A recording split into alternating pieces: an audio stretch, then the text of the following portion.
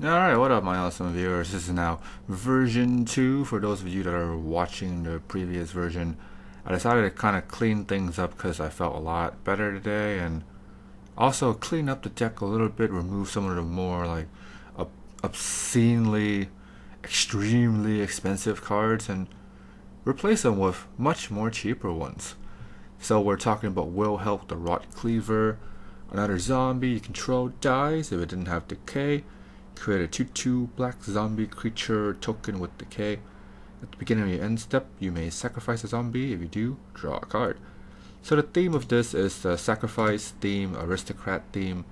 It's basically Marin, but not as good. That's basically how I'm gonna phrase this deck as. And I decided to do all zombies and not of the like zombie support non-zombies, if that makes any sense, because I really wanted to play this guy because he's a not so good massacre worm, but because of his effect, if I play any non-zombies, like my non-zombies zombie support are going to die, sadly.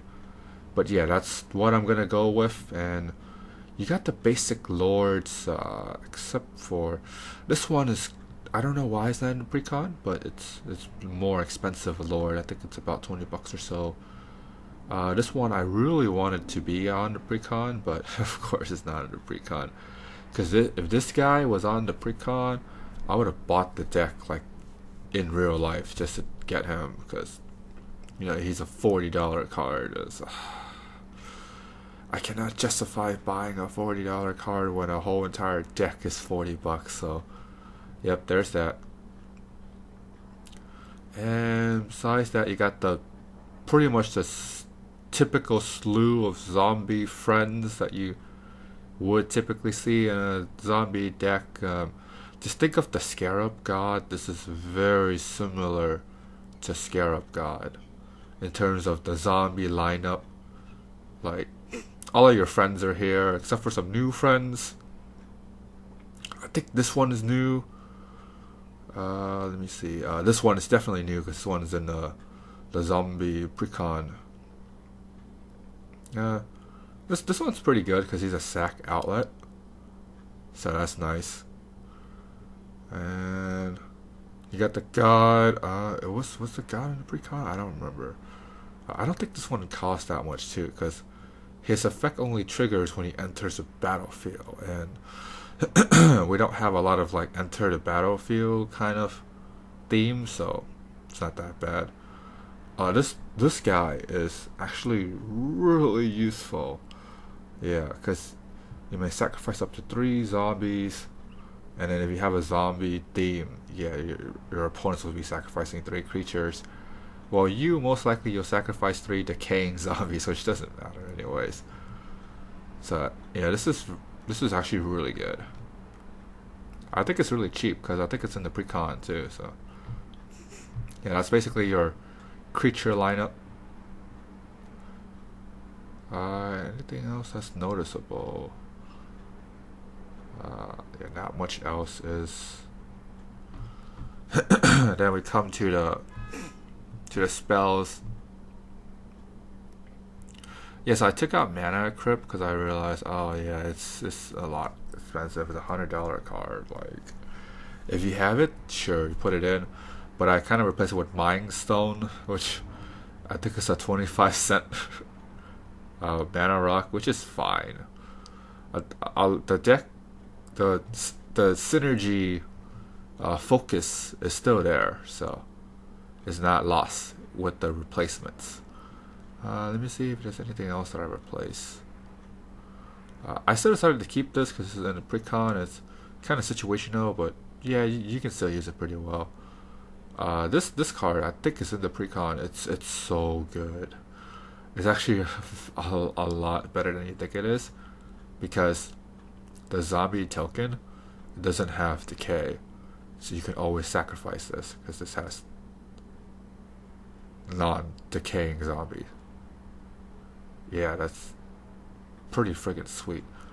Oh, Gravecrawler. I think this is a a 10 plus dollar card. So if you don't want to spend that much, you don't have to. Um, this is fine. This is basically Grave Crawler, but without Grave Crawler. But if you have two effects, that's great. The only other stuff that's really more expensive is heuristic studies. If you want, you can always take that out, put like ambitious costs. If I can spell that right. Ambitions. There we go. You can replace it with ambitions costs, which is nowhere as good, but you'll still be drawing cards rather than having to do heuristic studies. And then I also replaced like another really good draw card for Siphon Mine, which isn't as good, but it's fine. Dictative Erebos and Grave Pack. It's part of the deck's synergy focus. So sadly, you are gonna have to spend at least like $10 here, and at least $30 here. Cause Grave Pack costs so much. You can always substitute Grave Pack for Butcher Malakir, but he's a non-zombie, so you better be careful if you play the Butcher and you play the Noxious Ghoul. Or you can just replace Noxious Ghoul with Massacre Worm, but it's not as the synergy isn't as much good, if that makes sense. Yeah, if you replace it with Massacre Worm. But yeah, so you can do that. Besides that, let me see what else. I think this is now in Precon, which is really good. This is a really good inclusion to put into Precon. The Shadow Spear is a $10 card. If you can have it, it's great. It's really good against Avacyn Shalailock, but if you don't want to do Shadow Spear, I can recommend you do Loxodon Warhammer, just for the fact that you want something with lifelink, because you want to gain life just in case if your life gets too low. So Loxodon Warhammer is a much cheaper version. It's not as good as Shadow Spear because it doesn't have the other effect, but it will give you trample lifelink. So yeah, +3/+0 trample lifelink. So it will give you that. Let me see what else. Are the rocks expensive? No, the rocks are pretty cheap. Is this expensive? If this is like beyond $5, don't do it. There's get another rock that's not as efficient, but cheaper money wise. Kindred Discovery. I think this is a $30 card. If you don't want to do this, you can definitely go cheaper.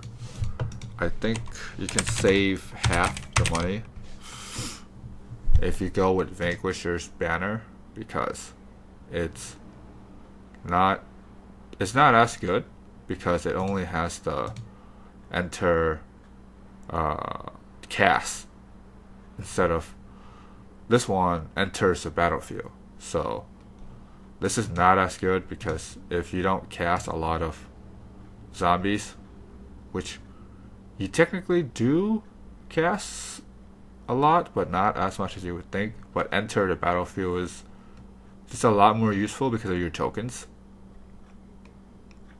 But you can definitely replace it with Vanquisher's Banner and have the same level-ish effects.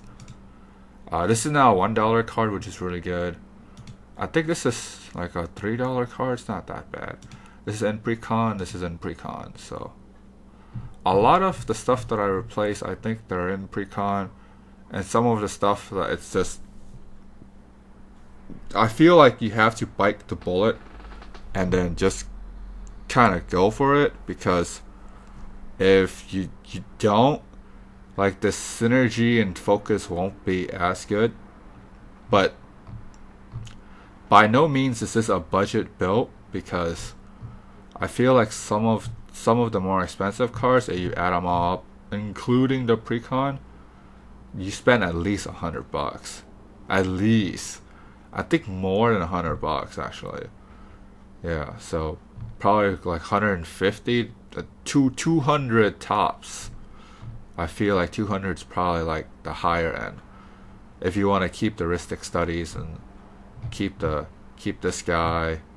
And you have to keep Grave Pack. There's no way around that. So yeah, I think it's about like $200. With just if you decided to keep all of the precon lands. Some of the lands I did clean up a little bit. Like I took out Ancient Tomb.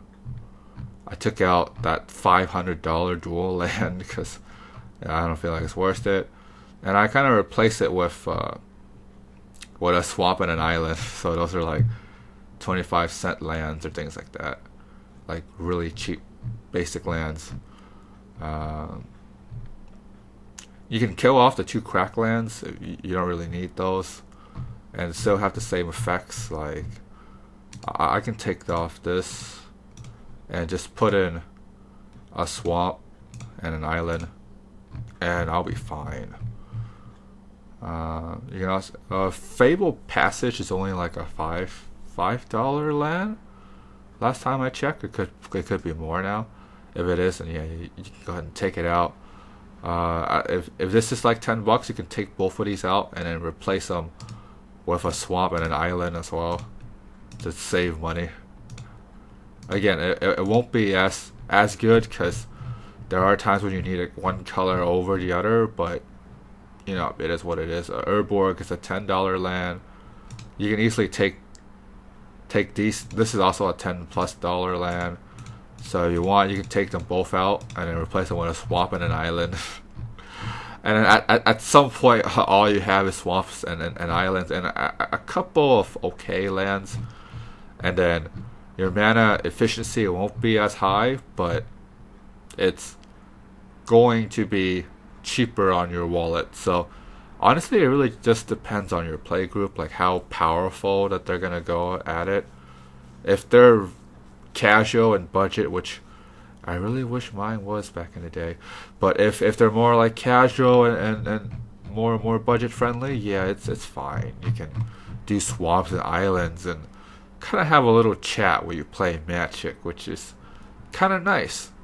But if it's more of like the more competitive side, but not quite CEDH, like a level 8, level 9 kind of decks, then yeah, I think this is going to be fine. $200 isn't that bad if you take out some of the more expensive lands. I say, okay, if you want to keep all of the really good lands, I give you another $50. Maybe another $100 if you want to keep all of the really good land. I think this is probably like $30-$40 land or something like that.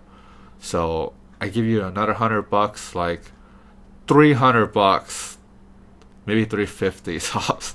Oh man. Okay, yeah, it's getting kind of ridiculous. If you want to keep all of the good lands, but yeah, you don't have to. You don't have to build the deck to do all of the really good lands. I think this is fine. This is a decent enough build. If you want, you can take out Cavern of Souls, put a swamp. Yeah, that's probably pretty good. You'll probably get the same effect of tapping a land and getting mana. You won't get the other effects, but you'll still have the same effect if you replace this with a swamp. It's a very similar effect because you tap a land and then you get mana. This thing taps and you get mana. So it's a very similar effect for not a lot of money. There you go. So hopefully that helps.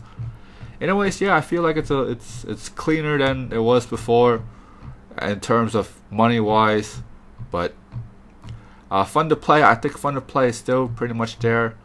Video quality, I feel like this is a lot better video quality than it was before because I'm not as sick. So yeah, hopefully you guys enjoy it. Comment down below, let me know. Like, comment, thumbs up, the bell, subscribe, more content. Also support me on Locals directly if you can. That's pretty cool too. Alright, yeah, that's pretty much it. You guys have a great one.